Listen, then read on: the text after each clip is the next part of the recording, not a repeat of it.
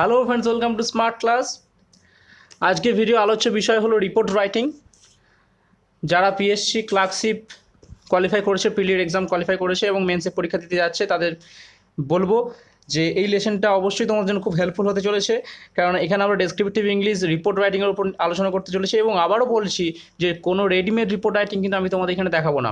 আমি তোমাদের পয়েন্ট ধরে ধরে লিখিয়ে দেখাবো এবং কিভাবে লিখবে প্রত্যেকটা পয়েন্ট ধরে, সেটা আমি তোমাকে শেখাবো। তো ভিডিওটি পুরোটা দেখো। ভিডিওটি দেখে যদি ভালো লাগে অবশ্যই লাইক করো, তোমার প্রশ্ন মতামত কমেন্টে জানাবে এবং যারা নতুন তাদের বলবো অবশ্যই চ্যানেলটিকে সাবস্ক্রাইব করো, কারণ এরপরে আরও ট্রান্সলেশনের ভিডিও, এছাড়াও প্রিসি রাইটিং, সামারি রাইটিং, এছাড়াও বিভিন্ন চাকরির খবর, সমস্ত রকমের ভিডিও নিয়ে আসবো পরের ভিডিওতে। এর পাশাপাশি বলে রাখি যে স্মার্ট ক্লাসকে তোমরা ফেসবুকেও সার্চ করতে পারো এবং ফেসবুকে অবশ্যই লাইক করো স্মার্ট ক্লাসের পেজ। তার পাশাপাশি স্মার্ট ক্লাস টেলিগ্রামে অ্যাভেলেবেল।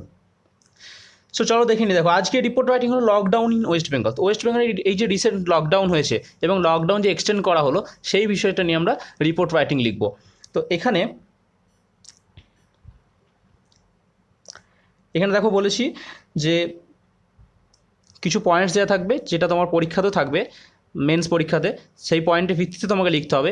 তো তুমি যাতে নিজে থেকে লিখতে পারো, আমি সেই চেষ্টাটা করব। আমি কখনোই তোমাকে রেডিমেড লেখা দেখাবো না, যাতে তুমি পয়েন্টগুলো ধরে নিজে থেকে নিজের লেখা লিখতে পারো এবং ছোটো ছোটো সেন্টেন্সে নিজের সেন্টেন্স বানাতে পারো, আমি সেটা তোমাদের শেখাবো। তো দেখো, এই হচ্ছে points. Bi weekly lockdown in West Bengal till 31 August. তো তোমরা সবাই জানো যে সপ্তাহে 2 দিন করে লকডাউন হওয়ার কথা হয়েছে আরও, এবং সেটা 31 জুলাই পর্যন্ত ছিল এবং সেটা এক্সটেন্ড করা হচ্ছে 31 অগস্ট পর্যন্ত। তো অনলি এসেন্সিয়াল সার্ভিসেস ওপেন, শুধুমাত্র যেগুলো খুব প্রয়োজনীয়, যেমন খাবারের দোকান, মেডিসিনের দোকান, এইসব কয়েকটা এসেন্সিয়াল সার্ভিস ওপেন রাখা হয়েছে। কবে কবে লকডাউন সেটা আমি বলে দিচ্ছি। দেখো, 5, 8, 16, 17, 23, 24, 31। তো এইগুলো হচ্ছে পয়েন্ট। এবং no lockdown on festive dates, কতগুলো ফেস্টিভ ডেট সামনে পড়ছে সামনের মাসে অগস্টে, তো সেগুলোতে লকডাউন বন্ধ রাখা হয়েছে। এবং স্কুল খুলতেও পারে 5 সেপ্টেম্বরে যদি সিচুয়েশন ঠিক থাকে। The team set up under 4 nodal officers in Kolkata, Howrah, north 24 Pargana, south 24 Pargana. Team ঠিক করা হয়েছে যাতে কোভিড ম্যানেজমেন্টের জন্য। এরপরে antigen test to complete test quickly, antigen test শুরু করা হবে যাতে সহজেই তাড়াতাড়ি করে রেজাল্ট দেওয়া যায়, অর্থাৎ যে কার কোভিড-19 হয়েছে বা কে ইনফেক্টেড হয়েছে সেই রেজাল্টটা চটপট দেওয়া যায়, তার জন্য অ্যান্টিজেন টেস্ট হতে চলেছে ওয়েস্ট বেঙ্গলে। তো এই হচ্ছে পয়েন্ট। এই পয়েন্টের ভিত্তিতে আমাকে রিপোর্টটা লিখতে হবে। এরপরে আমি তোমাদের অলরেডি আগের ক্লাসে বলেই দিয়েছি, তোমরা সেই ভিডিওটা দেখে নিতে পারো, যে রিপোর্ট রাইটিংয়ে প্রথমে একটা টাইটেল দেবো। প্রথমে থাকবে একটা টাইটেল এবং সেটা এই পয়েন্টের ভিত্তিতে আমরা লিখবো রিপোর্ট রাইটিংয়ের টাইটেল। তারপরে কোথা থেকে লিখছি সেটা লিখবো। এরপরে ডেট দেবো, তারপর রিপোর্টটা শুরু করব। তো চলো তাহলে দেখে নিই কীভাবে রিপোর্টটা লিখবো। কিন্তু বলে রাখি, তাহলে এখান থেকে টাইটেলটা কী দেবো। দেখো, এখান থেকে সুইটেবল টাইটেল দিতে পারি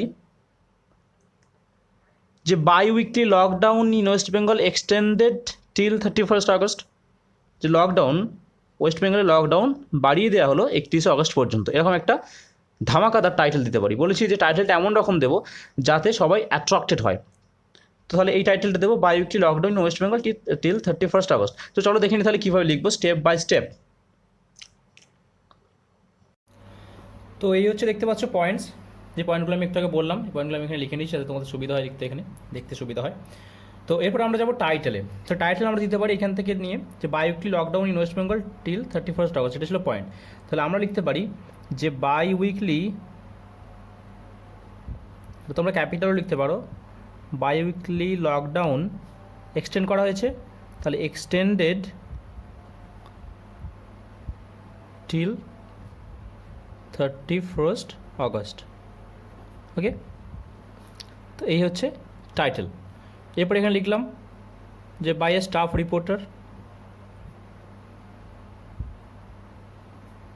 এরপর এখানে দিলাম কলকাতা, কমা, আজকের ডেট দিয়ে দিলাম, ধরুন এখানে দিলাম জুলাই 29। ওকে, তো এরপরে প্রথম পয়েন্টটা আমরা লিখব। তাহলে প্রথম পয়েন্টে কীভাবে লিখব, দেখো bi weekly lockdown West Bengal হতে চলেছে। দেখো, আগেও তো ছিল লকডাউন, সেটা বাড়ানো হয়েছে। তাহলে আমরা লিখতে পারি যে কোভিড-19 ট্রান্সমিশন, তার যে সিরিয়াসনেস সেটাকে মাথায় রেখে ওয়েস্ট বেঙ্গল গভর্নমেন্টের যে লকডাউন ছিল সেটাকে বাড়ানো হলো 31 অগস্ট পর্যন্ত, এইভাবে আমরা লিখতে পারি। তাহলে তাই লিখলাম যে ফলোয়িং মানে এটাকে ভেবে বা এটা কথা মাথায় রেখে, following the seriousness following the seriousness of, আশা করি দেখতে পাওয়া যাচ্ছে, following the seriousness of COVID-19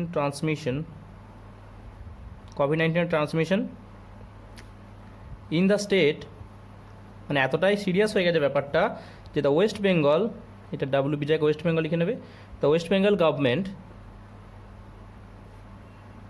has decided, পরিকল্পনা নিয়েছে, টু অবজার্ভ মানে পালন করতে চলেছে, bi weekly lockdown till 31st August। দেখো এটা যেহেতু 20 নম্বরের রিপোর্ট আসবে তাহলে একটু বড় করে লিখতে হবে।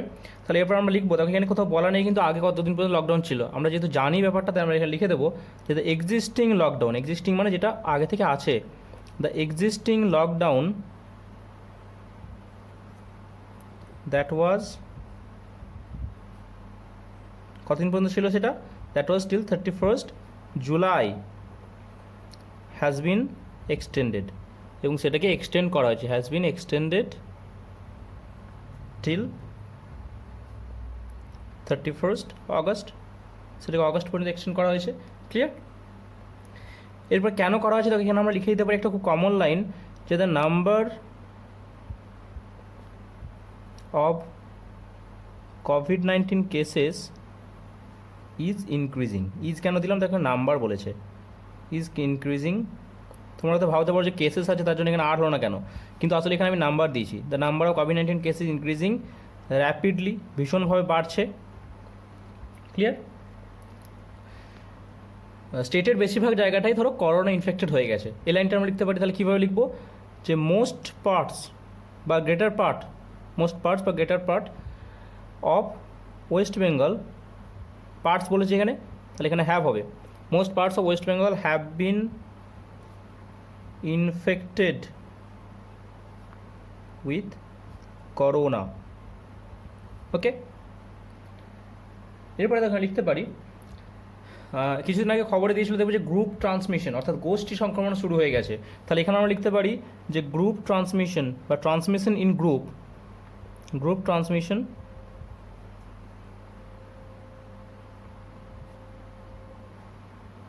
হ্যাজ অলসো স্টার্টেড, শুরু হয়ে গেছে। ক্লিয়ার? এরপরে দেখো এখানে পয়েন্টটা যেটা আছে যে অনলি এসেনশিয়াল সার্ভিসেস ওপেন, শুধুমাত্র এসেনশিয়াল সার্ভিসগুলোকে ওপেন রাখা হয়েছে, কিন্তু আমরা তার আগে লিখে নেব যে কোন কোন ডেটগুলোতে লকডাউন হতে চলেছে, তাহলে সেটা আগে লিখে নিই। এখানে দেখো বলেছে যে এই ডেটগুলো বলেছে, তাহলে এখানে কি লিখবো, যে দ্য লকডাউন ডেটস যেগুলো অ্যানাউন্স করা হয়েছে, তাহলে প্যাসিভ ভয়েস করতে হবে, that have been announced, lockdown dates that have been announced officially, সেটাকে অফিসিয়ালি অ্যানাউন্স করা হয়েছে, আর সেটা কবে কবে হচ্ছে না, দেখো 5th 8th এমনি করে পুরোটা লিখতে হবে 31st পর্যন্ত। ঠিক আছে, এটা পুরোটা লিখে নেবে, এটা যা যা আছে পয়েন্ট যেগুলো থাকবে। এরপরে এখানে বলা হয়েছে অনলি এসেনশিয়াল সার্ভিস ওপেন, তাহলে আমাকে বুঝতে হবে যে কোন পয়েন্টটা আমি আগে নিয়ে লিখবো, কোন পয়েন্টে পরে নিয়ে লিখবো, যাতে করে একটু যুক্তিপূর্ণ ব্যাপারটা হয়, একটু সঙ্গতিপূর্ণ হয়। তো দেখো এরপর আমরা লিখতে পারি যে শুধুমাত্র এসেনশিয়াল সার্ভিস ছাড়া অন্য সমস্ত কিছু বন্ধ, তাহলে এটা ছাড়া এটা বা ওটা ছাড়া, এই ফ্রেজটা যখন আমরা ইউজ করি তখন আমরা এইটা ইউজ করি, except the essential services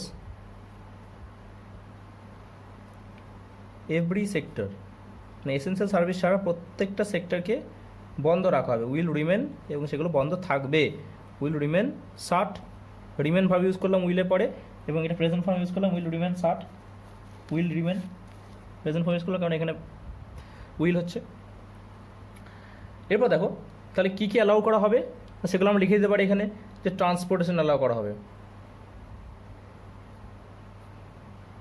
transportation of goods, এছাড়াও ফাংশনিং স্পেলিংটা হচ্ছে FUNCTIONING, ফাংশনিং অফ কোর্ট কাচারি চালু থাকবে, দেখো এইগুলো এখানে লেখা নেই, কিন্তু এগুলো যেহেতু তোমরা খবর পড়ছো বা খবর জানো, তাহলে এগুলো কিন্তু নিজের আইডিয়া থেকে বা নিজের ধ্যান ধারণা থেকে লিখতে পারবে। যে transportation of goods, functioning of courts are allowed বা পারমিটেড লিখতে পারো, ঠিক আছে। এরপরে দেখো এখানে বলেছে no lockdown on festive dates, festive ডেটেতে কোনো লকডাউন হবে না। তাহলে এখানে লিখতে পারো যে no lockdown will be observed, কোনো লকডাউন হবে না, will be observed on festive dates, festive ডেটগুলোতে কোনো লকডাউন হবে না। ক্লিয়ার? এবার দেখো এখানে ডেটগুলো বলা নেই, কিন্তু আমরা তো জানি কবে কবে লকডাউন হবে না বা কবে কবে লকডাউন হবে। তাহলে এখানে দেখো 2 আর 9 সম্ভবত লকডাউন হবে না, আগে ঘোষণা করা হয়েছিল, কিন্তু পরে আবার সেটাকে তুলে নেওয়া হয়। তাহলে এখানে সে লিখে দিতে পারো যে no lockdown will be observed on festive dates likely, সেটা কবে কবে এখানে বলে দিতে হবে, যে অন 2 অ্যান্ড অন 9 আগস্ট। ঠিক আছে, তো দেখো আগের পয়েন্ট মতো লিখেছি কবে লকডাউন হবে কবে হবে না। এরপর এখানে বলেছে schools May open on 5th, 5 তারিখে স্কুল খুলতে পারে।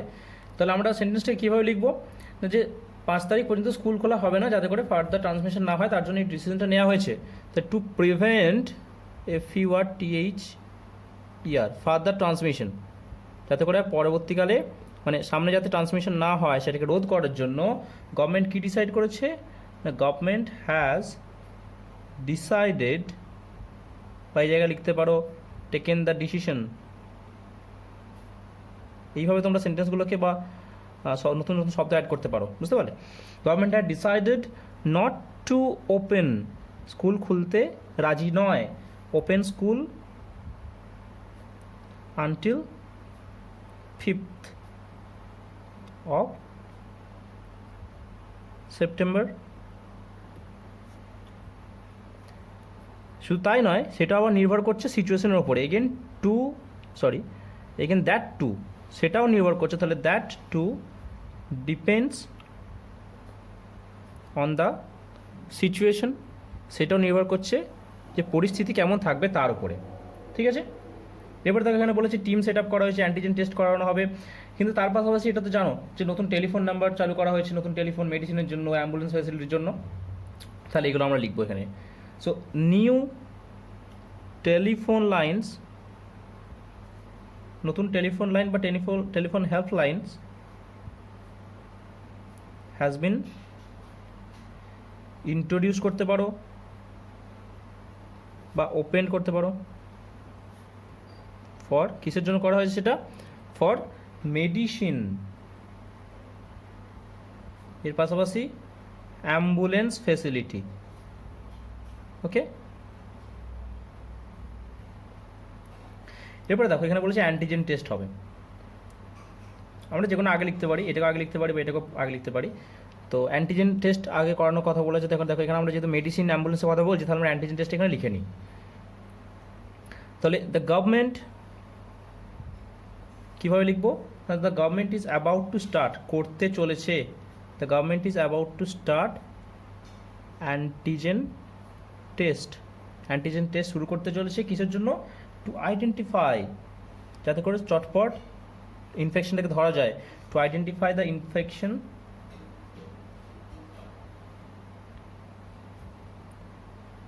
Quickly and produce the result, এবং রেজাল্ট দেখানো, টেস্টের রেজাল্ট দেখানো। Clear, to produce the result. দেখো এরপরে চলে আসবো এই পয়েন্টে, টিম সেট আপ। নতুন টিম তৈরি করা হয়েছে, তাহলে এখানে কি লিখবো, যে সেপারেট টিমস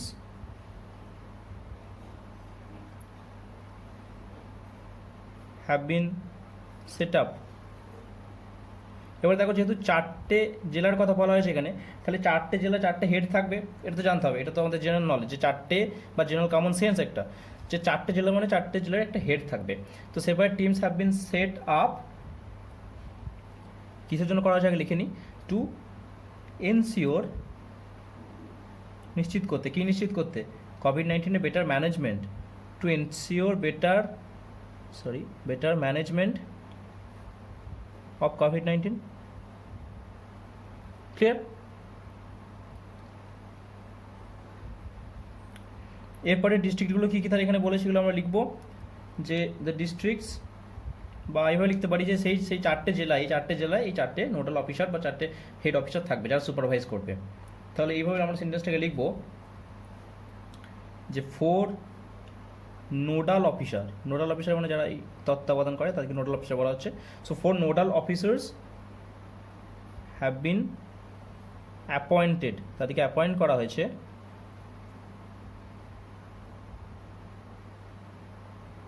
টু, অ্যাপয়েন্টের সাথে টু হয়, to manage and supervise, manage করতে এবং সুপারভাইজ করতে কোভিড-19 কেসগুলো কোন কোন ডিস্ট্রিক্টে, এখানে ডিস্ট্রিক্টগুলোর নাম লিখবে, Kolkata, Howrah, north and south 24 Parganas, ঠিক আছে।